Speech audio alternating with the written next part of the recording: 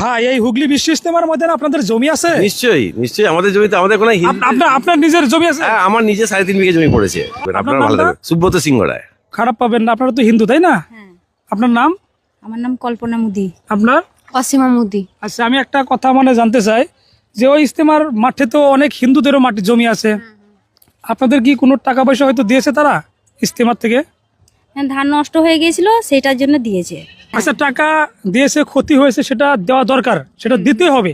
আপনাদের একদম বাড়ির নিকটেই, হ্যাঁ, একদম একদম। আপনাদের কিরকম অনুভব হইতেছে? খুবই আনন্দ পাচ্ছি আমরা খুব আনন্দ পাচ্ছি এবং প্রচুর লোক আসছে, সমাগম হচ্ছে, এটা আমাদের কাছে খুব ভালো লাগছে। আর তাদের সঙ্গে আমাদের সম্পর্কটাও খুব মধুর হচ্ছে, এটাও একটা খুব ভালো লাগছে। এবং শুধু তাই না, বড় ব্যাপার হচ্ছে তারা এসে আমাদের সঙ্গে অনেক রকম ভাবে কথাবার্তা বলছে, তাদের অনেক জায়গায় জিনিস জানতেও পাচ্ছি, বুঝতেও পাচ্ছি। এটা খুব ভালো লাগছে আমাদের, খুবই ভালো জিনিস এটা। আমরা চাই যে এরকম যেন প্রতি বছর যেন হয়, যেন এরকম। হিন্দুদের জমি বেশি না মুসলমানদের জমি বেশি? ওখানে হিন্দুদের জমি বেশি, মুসলিমদের জমি কম। ওখানে ও মাঠে মুসলিমদের জমি কম, হিন্দুদের জমি বেশি ওখানে। তাহলে এত সাপোর্ট করেছেন, খুব ভালো লাগলো। আমাদের তো এটা জিনিসটা এটা তো করার জন্য আমরা সাপোর্ট করেছি যে না, এটা হোক, এটা ভালো জিনিস। এটা ধর্ম সম্মেলন হোক, আমরা ধর্মকে চাই, সব ধর্মই সমান, ঠিক আছে? সেই জন্য আমরা ধর্ম সম্মেলন করতে চাই এটাকে।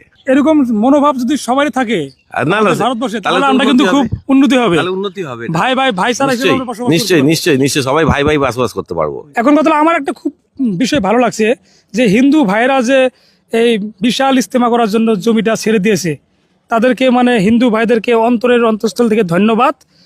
এইভাবেই হিন্দু মুসলমানের ভালোবাসা থেকে যাক ইন্ডিয়াতে, এটাই কামনা করি। না কি বলেন, তাই না?